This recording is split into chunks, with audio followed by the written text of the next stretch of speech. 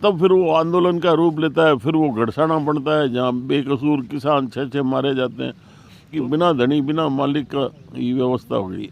हर महीने कोई न कोई 1 लाख करोड़ का, 4 लाख करोड़ का, 6 लाख करोड़ का गबन घोटाले आते थे। पार्टियों में हमें कतई विश्वास नहीं है। ये कहावत है पुरानी के बोले जिकेरा भोंगड़ा बिकेर बाक्यारा मोती पड़िया रह जाए, तो इसलिए। नमस्कार, आप देख रहे हैं बीकानेर का बढ़ता हुआ न्यूज़ नेटवर्क रंगीलो बीकानेर। मैं रामस्वरूप मूंड।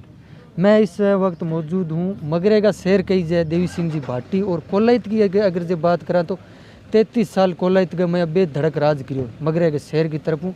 और अभी आप मौजूद हाँ देवी सिंह जी भाटी जा साहब सागे। और अभी जो मुद्दों चालन लाग रही है वो गोचर को मुद्दों चालन लाग रही है। एक कोलाइत के क्षेत्र और बीकानेर क्षेत्र में छोटी सी चिंगारी निकली तो पूरे राजस्थान और जयपुर ने हिला राख दियो। और आपने सागे भाटी साहब भी मौजूद है, बात करें। नमस्कार सर।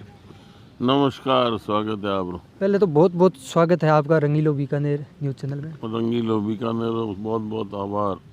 मैं एक बात करूं, अभी जो हमने मुद्दों चालन लाग रही है, सरकार गोचर भूमि है वहाँ पर पट्टा आवटन करने लाग रही है, बी खिलाफ में धरनो चालन लाग रही है। थारो कितना दिन हो गया और धरनो कब तक की कुछ प्रक्रिया पूरी? 13 जनवरी से पूरे राजस्थान में हर जिला मुख्यालय और एसडीएम हेडक्वार्टर पर धरना दिया, ज्ञापन दिया।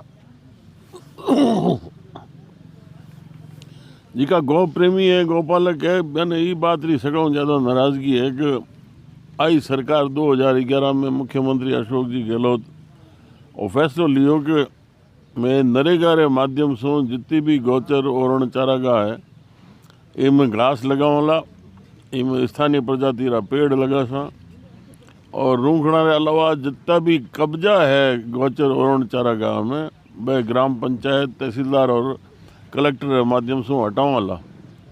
तो वो फैसलो करो बिरो बहुत स्वागत हो कि नरेगा के माध्यम से लोगों ने रोजगार भी मिलसी और चारागाह भी विकसित हो जाएगा और हमारे गाय है और पशुधन है दूसरों वो सारो बच जाएगा।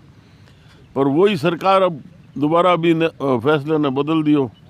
तो ये बात ही नाराजगी है कि थाने जबान रहो, थाने बात रहो, थाने आश्वासन रहो, क्या भरोसा करीजे। तो भी मुद्दे ने लेर हमारे पूरे राजस्थान में ये चर्चा है, लोग जागृत हो रहा है, चेतन हो रहा। और मैं बीकानेर में अनिश्चितकालीन धरना दे रहा और अभी 25 तारीख ने ये वेबिनार रखोड़ो है, वर्चुअल मीटिंग है हमारे पूरे राजस्थान में हर एक जिले से। और भी में गौ पालक है, गौशाला वाला प्रतिनिधि है, संस्थाओं है अलग अलग, भी ऐसा सारी चर्चा कर आगे की रणनीति तय कराना कि मैं इन्हें अब आमरण अनशन में तय करा या और कहीं जिको भी कदम उसी बसड़ा सलाह तय कराना। आपका एक नगर बसाया हुआ है बंगला नगर, जो आपने पुराने टाइम में उसको सरकार अधीन कर रही थी लेकिन आपने उसको बसाया था। लेकिन उसके आज वार्डों की हालात देखी जाए, मैं अभी वहाँ जाकर आया, उन्होंने भी बताया था कि हम भाटी साहब जी से मिलेंगे। लेकिन उसकी अगर हालात देखी जाए तो सरकार एक तरफ बोल रही है कि स्वच्छ भारत और स्वच्छता अभियान चलाया जा रहा है, लेकिन वहाँ की अगर जो हालात देखें तो न तो नालियाँ है, न कोई शादी के प्रोग्राम भी वहाँ चल रहे हैं, लेकिन वहाँ गंदगी के स्तर इतना बढ़ चुका है कि वहाँ कोई जाने की संभावना ही नहीं है। मूल बात पर हमें जाना चाहिए। सवाल ये है कि शहरों के अंदर ये बेतरतीब कच्ची बस्तियां क्यों बस रही है। सरकार का दायित्व है, हर चाबी हर कलम अपने हाथ में ले ली, समाज को बिल्कुल नकारा नपुंसक की स्थिति में ला दिया तो समाज तो कुछ कर नहीं सकता। और सरकार के माध्यम से टाउन प्लानिंग जो समय पर होनी चाहिए, सही बसावट हो, तरकीब से वहाँ बसे, पार्क हों, चौड़े रास्ते हों, चौक हों, सब बेसिक सुविधाएं हों, तो वो व्यवस्था नहीं करने की वजह से ये कच्ची बस्तियों का जगह जगह पूरे राजस्थान में नहीं पूरे देश के अंदर ऐसी स्थिति होगी। और यही स्थिति आज जो संकट हो रहा है वो गाँवों के अंदर इन्होंने समय रहते आबादी का विस्तार नहीं किया। परिवार बड़े हुए, अलग हुए, तो सर छपाने को तो छत चाहिए। जब आप कोई व्यवस्था ग्राम पंचायत सरकार नहीं करती है तो फिर लोग कहीं न कहीं तो अपना आसरा ढूंढेंगे। तो वो समय रहते गाँव में आबादी विस्तार होना चाहिए, वो नहीं किया। तो अब चाहे वो शहर की बंगला नगर की समस्या हो या कोई अपने बम्बई में झोंपड़पट्टियों की अव्यवस्था है, ये सब रहेगी, क्योंकि सरकार तो तुरंत का लाभ देखती है कि जहाँ वोट कहाँ तुरंत पक्के हो जाएं, और इनसे वोट नहीं मिला करते। यही नरेंद्र मोदी है। अहमदाबाद के अंदर बाजार में आगे बढ़कर अतिक्रमण कर लिए, रास्ते बिल्कुल संकड़े हो गए। नरेंद्र मोदी जब मुख्यमंत्री थे तो हाईकोर्ट का निर्णय आया कि सबको हटाओ। सरकार ने आदेश कर दिए। उस क्षेत्र में विशेष में 4 पार्षद चुन के आते थे, वो आके बोले कि साहब अगर ये कब्जे टूट गए तो हम तो दोबारा पार्षद नहीं बन सकेंगे। तो नरेंद्र जी मोदी ने उस समय कहा कि भाई सरकार ने तब आदेश कर दिया, वापस तो हो नहीं सकते, पर लेकिन उसका नतीजा रहा कि चुनाव के बाद में 4 की जगह 7 पार्षद जीत के आए। तो ये अतिक्रमण और गलत काम करने वाले तो कुछ एक होते हैं, आम जन परेशान होती है, तो वो आम जन को राजी करने के लिए वही निर्णय लो। ये वोट के इस प्रकार से शॉर्टकट रास्ते ढूंढते हो, इससे वोट नहीं मिला करते। अगर इसी प्रकार आप हमेशा करते रहे हो वोट के लिए, तो दोबारा चुन के क्यों नहीं आती वो सरकार? तो इसलिए इनसे नहीं आती है सरकार। सरकार जो सही निर्णय करेगी, जैसे अब यूपी में योगी आदित्यनाथ किया है, तो निश्चित तौर पर वहाँ दोबारा सरकार बनेगी। आम जनता राजी है, कानून व्यवस्था ठीक है, विकास के काम, गन्नों का, किसानों का पेमेंट 15 दिन में जो 2-2.5 साल से होता था, तो वो नीतिगत निर्णय लो जिससे आम जन का भला हो, तभी उसका आप वोट की सत्ता को आप जोड़ सकते हो। बाकी इस तरीके से कोई गोचर ओरण में आप अगर नियमन करके पट्टे काट दोगे तो कोई वोट नहीं मिलने वाला है। पानी की समस्या इस राज्य में क्यों है? अगर आप स्थिति की बात किया जाए तो पहला पानी आम किसान पानी मिल तो बहुत, लेकिन 5 साल है यानी इनमें पानी की समस्या बहुत आम किसान ने, चाहे पानी की आवे चाहे यूरिया की बात करें, हर प्रकार के किसान ने मार मिलन लाग रही। और आ व्यवस्था है जिका बिना धनी रही हो गई है। अब अठे बैठा है किसान आवड़ा ने पूछ लो कौन है सिंचाई मंत्री? सिंचाई मंत्री, सिंचाई मंत्री देख लो, आपने देखा हुआ है क्या कहें। सिंचाई मंत्री बताइए सर आपको? जानी कौन है आपको इनको भी अब सिंचाई मंत्री किसानों के बीच आए, जब अखबार में खबर छपे, पता लगे सिंचाई मंत्री, तो कोई मेरे ख्याल से 10 वर्ष हो गए होंगे लोगों ने कोई दर्शन किए हुए आए यहाँ लोगों के बीच। जब आप पीड़ा के पास नहीं जाओगे तो समस्या को समझ नहीं सकते और रास्ता नहीं बना सकते। अब लोग भी जाके कहाँ रोएं, कोई सुनने वाला नहीं, तब फिर वो आंदोलन का रूप लेता है, फिर वो घड़साना बनता है जहाँ बेकसूर किसान 6 मारे जाते हैं। तो ये पानी की समस्या तो दिनों दिन बिगड़ेगी, क्योंकि बिना धनी बिना मालिक का ये व्यवस्था हो गई। भ्रष्टाचार पर आपकी क्या राय? भ्रष्टाचार की राय नहीं, देखिए यही केंद्र में यूपीए सरकार थी, हर महीने कोई न कोई 1 लाख करोड़ का, 4 लाख करोड़ का, 6 लाख करोड़ का गबन घोटाले आते थे। और वही अब नरेंद्र मोदी की सरकार है, वो खुद भ्रष्टाचार नहीं करते, भ्रष्टाचार को बढ़ावा नहीं देते, तो किसी मंत्री की हैसियत नहीं, और वो नहीं है तो फिर वो नीचे वालों को भी नहीं करने देते। तो ये रास्ता तो ऊपर से बनता है। कोई यहाँ अगर कोई किसी बाबू को पकड़ लो और कोई सिपाही को पकड़ लो, उससे कोई भ्रष्टाचार खत्म थोड़ी होता है। तो वो व्यवस्था मूल रूप से बीमारी ये है कि इसके ऊपर जो नेतृत्व है ऊपर से, जो वो वहाँ से व्यवस्था सुधारे, जब ही व्यवस्था सुधर सकती है। आपकी जो एक डायरी है नुस्खा, उसका क्या कुछ राज है? नहीं, उसका तो अभी 3रा एडिशन आया है ना मेरा। इसके अंदर अभी हमने एक ये किताब निकाली थी, और उसके अंदर जो हमने पिछले इस कोरोना काल में देखा, पहले दौर में लोगों के साथ बुरी तरह से ठगी हुई। प्राइवेट अस्पताल में 20-30 लाख रुपए लगा दिए, फिर भी वो मरीज कोरोना ग्रस्त बचा नहीं, और दवा कंपनियों ने, डॉक्टरों ने लूट मचाई। तो वो मैं कई वर्षों से सोच रहा था कि ये जो एलोपैथी की ओर डाइवर्ट किया है, और ये आम जन को ना तो वो उसकी पहुंच में और ना उसकी क्षमता है कि वो इतना खर्चा करके अपना इलाज करा सके। और जितना भी केंद्र सरकार का, राज्य सरकारों का बजट होता है, उसमें 96% बजट सिर्फ एलोपैथी को देते हैं। हमारी जो आयुर्वेद पद्धति है, हमारी प्राकृतिक चिकित्सा है, अन्य पद्धतियां हैं, उसको बजट ही नहीं देते। तो फिर लोग कहाँ जाएं? अब दस्त लगे तो चलो डॉक्टर के पास, कान में दर्द हो तो चलो डॉक्टर के पास। इसलिए मैंने एक ये छोटी पुस्तिका निकाली है, हर बीमारी का इलाज घर रसोई में। तो प्राय सारी बीमारियों का आपका घर रसोई में ही इलाज हो जाता है। ये मेरा एक प्रयास है जिससे धीरे धीरे लोग ये इसके घर के नुस्खे अपनाएं और अपना घर का पूरे परिवार को बिल्कुल स्वस्थ रखें। ग्रामीण इस डायरी को कहाँ से उपलब्ध करवाए? ये अभी हम इसको पूरी जितनी भी भारत की प्रांतीय भाषाएं हैं उस पूरी भाषाओं में इसका अभी अनुवाद करवा रहे हैं। पंजाबी में अभी तैयार होगी, फिर गुजराती, बंगाली, मलयालम, कन्नड़, जितनी भाषा है सब में कहेंगे। और उसके बाद में अमेजन के माध्यम से, हम अलग अलग यूट्यूब के माध्यम से हर एक की पहुंच में लाएंगे, जिससे वहाँ किसी को किताब के लिए इधर उधर भागना नहीं पड़े। एक अखबार में न्यूज़ आई थी कि 25 तारीख को राजनीतिक मीटिंग बता रहे हैं आपकी।